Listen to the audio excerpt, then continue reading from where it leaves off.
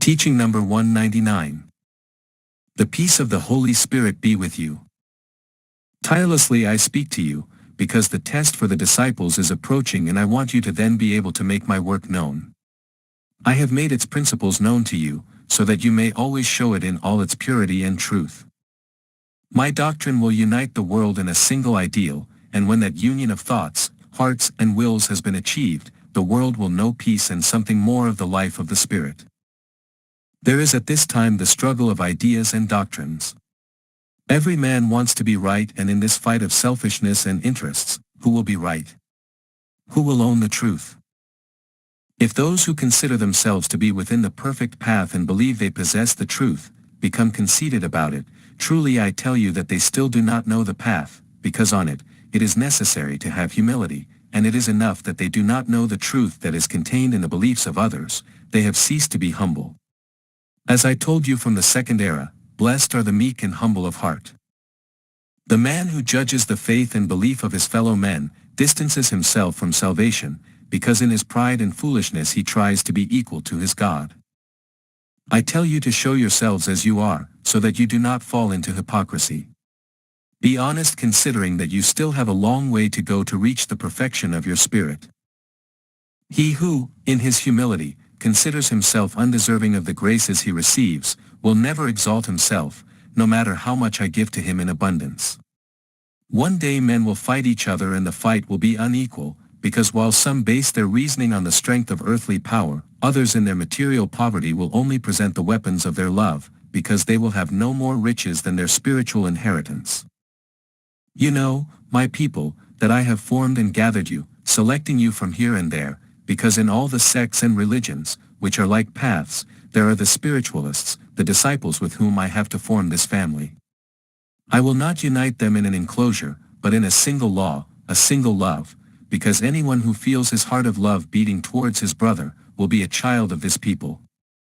Truly I tell you, you will not be spiritualists just by entering these enclosures where my word speaks of spiritualism, but by the love you have for your brothers. Do not be frightened by the thought that you will have to fight against ideas, customs and errors of centuries, nor do you mind that your number is small. You know that the light that I have given you comes to break the chains of slavery and ignorance. What can the spiritualist people be accused of when they comply with the spiritual law, with the moral law and with their material duties, and leave a trace of virtue in their path? But beware of that which is contrary to what I have taught you, so that you are not found guilty by human justice.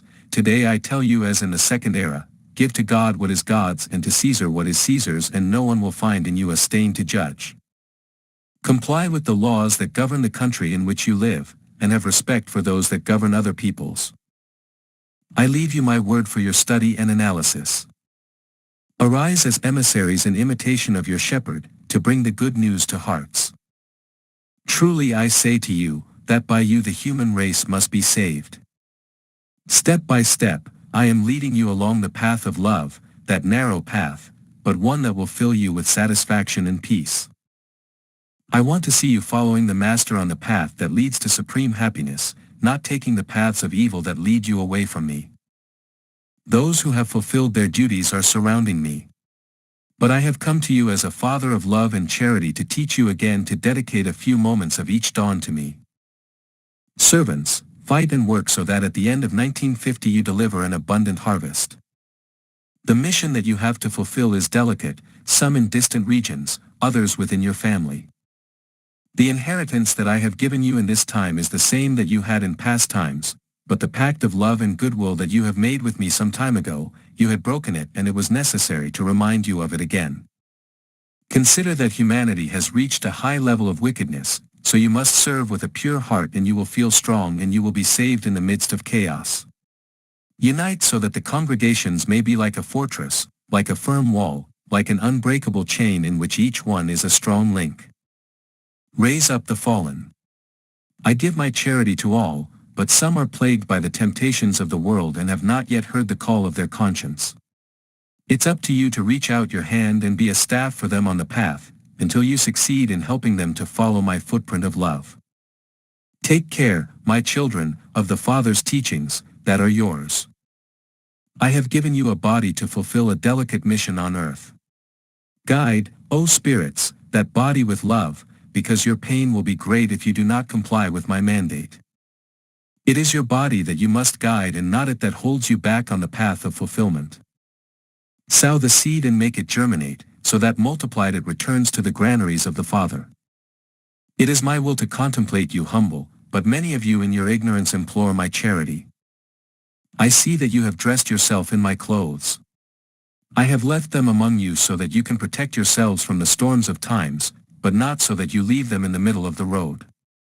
Since 1866 you have had my new manifestation of love among you, and have you lacked something? Blessed is he who has patiently drained the cup of bitterness, because his pain will be transformed into grace. Prepare the sanctuary that the Father has wanted to dwell in for a long time. Take your place and all will see that Christ is among you. It is my will that you obey my word and give a good example to the multitudes. For this, take my strength, I have given you a path and it is full of light. Follow my trail and climb the mountain. Some of you ask me for money, but I tell you, in the first era, you carried great riches on earth, and before my law you were disobedient. Today bread is not lacking on your table, and short is your time of fulfillment, so be tireless giving my seed to your fellow men, so that at the end of the path of your life you present it to me multiplied. Do not fear the inhabitants of the earth, fear my divine justice. You are all my children and you will all come to me at the propitious time. For you who come closer to the Master, I deliver everyone no matter how far away you may believe them to be. Cultivate the lands prepared by the shepherd, which are the hearts of the multitudes. When the shepherd sees the sheep bleating pitifully, he goes to it and brings it closer to the fold. You are subjected to severe trials, Israel, but the Father gives you the strength to endure. If you fulfill your duty on earth, great joy awaits you in the hereafter. The doors of the kingdom are open, inviting everyone who wants to live there. You will find those doors in your consciousness. Today I come to sit you at my table of love, to give you the food of the Spirit. Children of my divinity, disciples of the Master, let the light of the message that my love sends you penetrate to the most intimate of your spirit. Be welcome, O people, who come to me tired, sick and sad in spirit. Welcome to the light of my divine ray, because in it you will find strength, balm and joy. Why are there some of you who find it strange that I come in this form? I have not told you that I am within this matter, no, I have only told you that this mind receives my inspiration. I am giving a new message to mankind, like an immense fountain that is overflowing its contents over thirsty fields and orchards. Consider that your mind is the repository of my wisdom, where I come to shed my light. I have made my thought a word that pours out love and tenderness, so that in it you may find the balm that heals your spirit and your body. I have also come to teach you to worship your God on the altar of truth, not on the altars of shadows, idolatry and fanaticism. Prepare yourselves so that you receive the wealth that I bring you. Let me lift this veil today so that you can understand the full meaning of my new message. I come to help you to understand without books and only with the Spirit. I come to teach you to interpret the meaning of all revelations. In this way you will stop falling into idolatry, because you will not be satisfied with stopping before the symbol, but you will know how to penetrate the depths of the doctrine, to interpret its truth. You have heard that in heaven the angels eternally listen to the divine concert. If you reflect on this figurative meaning, then be careful not to believe that music similar to that which you are accustomed to hearing on earth is also heard in glory. Whoever thinks like this, will have fallen into a complete error of materialism. On the other hand, the one who, hearing about the music of heaven and the happiness of the angels when listening to it, thinks of harmony with God in the divine concert, that one will have understood the truth. But, how is it that there are some who do not understand it this way, since each one of you carries in your spirit a note of the universal concert? How is it that listening to this word there are those who do not understand it or who do not feel it or misinterpret it? O beloved children, who are weak in your faculties of understanding, seek the light in prayer. Ask me in your meditations, that no matter how broad your questions are, I will know how to answer them from eternity. In return, I will also question you, so that between the Master and the disciples the light of truth may emerge. Celestial music is the presence of God in you, and in the middle of that concert your note will vibrate when you have reached the true elevation, which is spiritual beauty. That is heavenly music and the song of angels. When you know and feel like this, the truth will shine in your being and you will feel that God is in you. Life will offer you an eternal and divine concert, and in each one of its notes you will discover a revelation. You have not yet heard the beautiful notes in their perfect harmony, gentle notes sometimes, vibrant others. If you come to perceive them, they may seem as vague notes that you cannot manage to arrange together. You do not fully realize the beauty that they contain. It is necessary to go beyond the senses, beyond the passions and the shadows of materialism, in order to listen to the concert of God in your spirit. Why do you think my communication with you is impossible if you are receiving communication from the universe? How can the vibration of my spirit through human thought seem impossible to you, if you are all filled with the thoughts of God? How can it be impossible for God to secretly communicate with you, when the angels, the worlds, the spaces, and everything created are full of Him? Why should I not take care of your spirit, or why should I abandon it? Haven't you realized that this would be possible? Listen to me carefully. I am the Master. This planet is a school for the spirit. Life and my teachings form the perfect lesson. Can you believe that I would abandon my duties and that I could forget my disciples? People, I repeat that the notes of the divine concert are vibrating around you and that it is essential that your spirit elevates itself to perceive its harmony, otherwise you will have left those notes vibrating in the spaces waiting for others who do know how to listen to them. I want you to acquire sensitivity for the spiritual, so that with it you console your sadness here on this earth where you cry and suffer so much. Do not listen to those who deny this truth that I am in you and with you. Wake up and listen to that part of my concert that for now I allow you to hear. Until now, your ears have only been ready to listen to the echo of the lamentations and the noise of the wars of this humanity, which are the best proof of your confusion and lack of harmony. You can find this demonstration in all places and in all orders of your human life. The fratricidal war and the war of ideas are in their fullness, big and small, strong and weak, believers and the profane, shake in a sea of confusion, but the pruning is near, and truly I tell you that every tree that does not bear good fruit will be cut down. Pain, time and truth will be the implacable sickle that cuts the weeds by the roots, which will later be thrown into the fire of wisdom, where everything that is false will be consumed. In the midst of this chaos there are also those who doubt my love, to which I say to you, how can I leave this world, if only I can calm the waves of this raging sea? Do not forget that whenever you find yourself in darkness, I will come to your aid, because I am the light of the world. It is men who provoke storms, but it is my duty to come and teach them to make peace, and that is what I am doing through my doctrine, which has descended in all times like a gentle and harmonious concert, like a message coming from that kingdom of love and justice. I will continue speaking to your heart. The heavens want to manifest themselves in your world, let them pass through your mind. The separation of the Creator and His creatures is impossible. It is impossible for there to be a distance between Christ and men, just as there cannot be a body without a head, nor a sun without planets. When you love eternity, great will be the beauty that you will enjoy in your existence, and when you achieve that holy freedom that I have come to offer you, to your spirit, you will travel through the heavens, spaces and worlds through thought. I come to console you in this time of afflictions that was announced by the prophets long ago. Roque Rojas, my envoy at this time, told you about the tests that were to come, and from my first spokesman I let you know that the prophecies were being fulfilled. Those of you who have listened to me since those days will remember that the Master told you, behold, life will change and humanity will drain a very bitter chalice, the nations will despise one another, parents will disown their children and children their parents, the man will repudiate his wife and she in turn will miss her partner, and many children, having parents, will walk like orphans.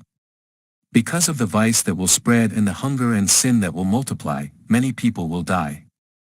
And behold, after a few years, all these calamities, like an uncontrollable torrent, will devastate life, homes, towns, beliefs, and institutions. I am always telling those who listen to me, to watch and pray so that they do not allow themselves to be carried away by that current. Watch over the virtue of your family, over the peace of your home. See how even the poorest can own this treasure. Recognize that the human family is a representation of the spiritual family. In it is the man converted into a father, keeping a true resemblance to his heavenly Father, the woman, with her maternal heart full of tenderness, is an image of the love of the Divine Mother, and the family that they form with their union is a representation of the spiritual family of the Creator. The home is the temple where you can best learn to comply with my laws, when the parents have known how to prepare. The destiny of parents and children is in me, but it is up to each other to help each other in their missions and in their restitutions. How light would be the cross and bearable existence if all parents and children loved each other. The greatest tests would be attenuated by affection and understanding, their conformity to the divine will would see her rewarded with peace. The first institution on earth was marriage, because this union was consecrated by the Creator, from the first woman and the first man. Through the ages my law and my revelations have spoken to you of the heights of that mission. When I went with you on earth, I liked to visit married couples and families. My presence in the home sanctified that union and blessed its fruits. He spoke to children, youth and the elderly, he spoke to the young man and the father of the family, to the maiden, to the wife and to the mother, because it was necessary to rebuild everything and shed new light on the way of living in this world, that it is a stage of spiritual life. My word was for everyone, that's why when he spoke, the mothers came rushing in, holding their children by the hand and in their arms. Those simple hearts, hearing that Jesus said to them, "Who knows the Son knows the Father," felt that in that word they were hearing God, and from the bottom of their hearts they said to the Master, "Hallelujah, you are the Messiah we were waiting for. Blessed be he in whose name you come." Now a new era has opened with my arrival, and my word is essentially the same. It comes to remind you of the forgotten, to teach you new instructions and to elevate your life, bringing it closer to perfection. If you were living within my law, do you think I would have come to materialize, communicating in this way?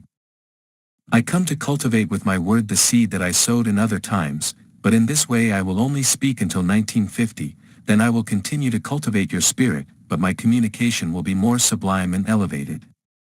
I have come today to remind you of some principles that have been trodden by the foot of man.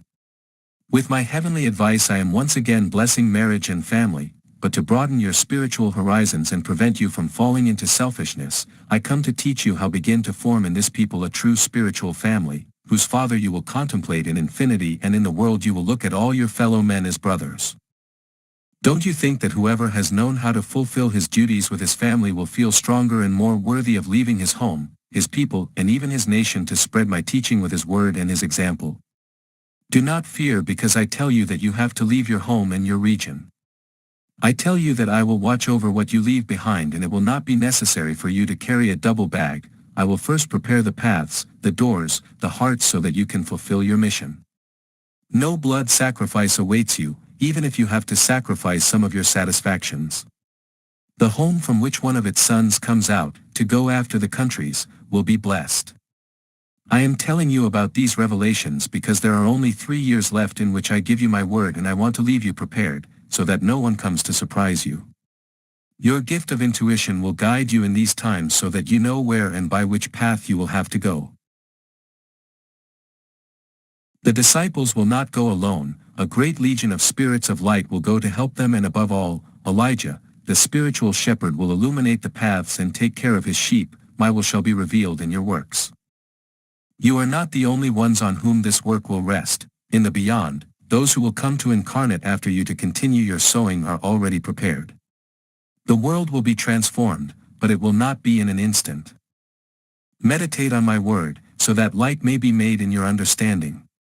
Humanity, when you know the place you occupy in the Father's creation and the mission you bring, you will know that your destiny is always to love and bless. My peace be with you.